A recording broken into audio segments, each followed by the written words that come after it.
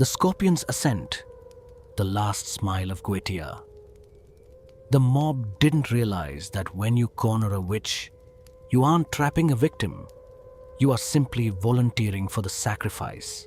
Salem, 1692.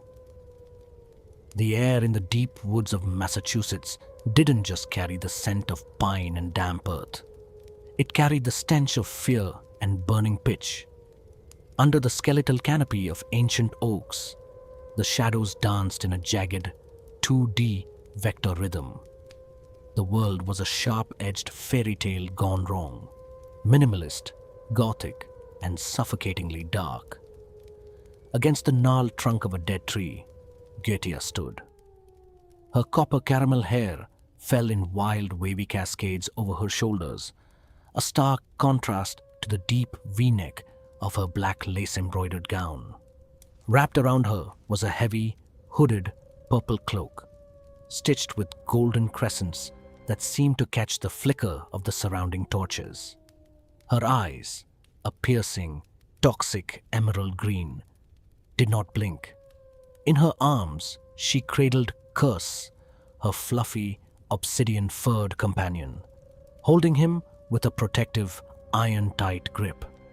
The villagers surged forward, their silhouettes flat and menacing against the orange glow of their torches.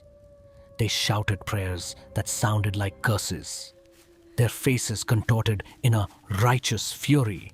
To them, she was a devil to be purged. To them, the cat was a familiar to be drowned in flames. They thought they had won. They thought the darkness belonged to them.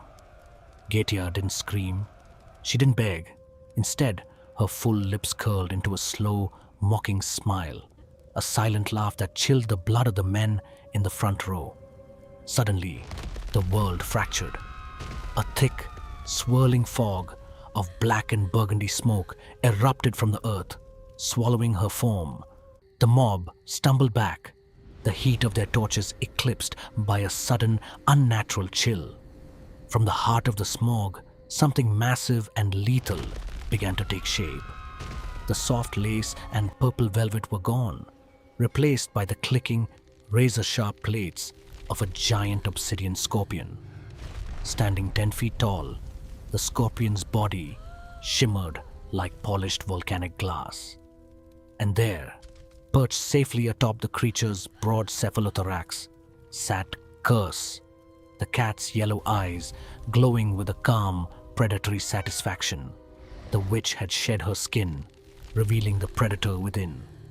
As the scorpion's tail arched over its back, a lethal, dripping needle aimed at the sky. The ground itself split open. This was no longer a forest. It was a threshold. Flames, white-hot and ancient, roared up from the fissures.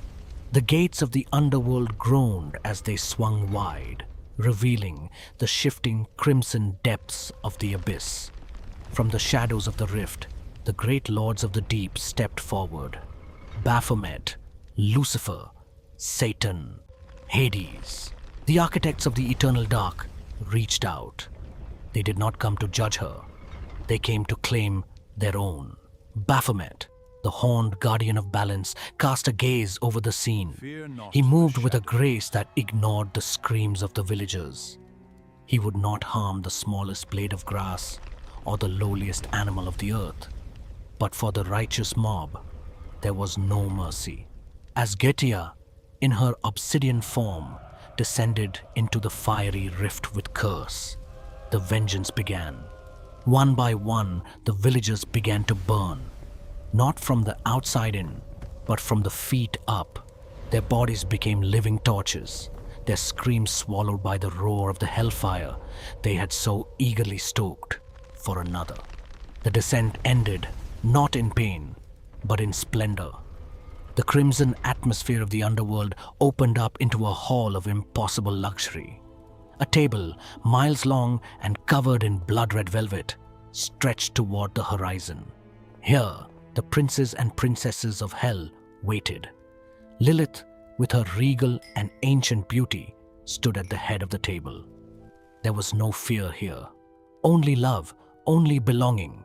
Goetia, restored to her human form, but still carrying the echo of the scorpion's power, took her seat on a plush, purple velvet chair. Curse leapt onto the table, sniffing at plates of hammered gold and crystal goblets filled with nectar. The finest delicacies were served on gold-leafed china. Around them, the royalty of the abyss raised their glasses in a silent toast. The villagers had wanted to send her to hell. They simply didn't realize that for Goetia, hell was the only place where she was truly queen. In the forest above, only ash remained. In the world below, the feast had just begun.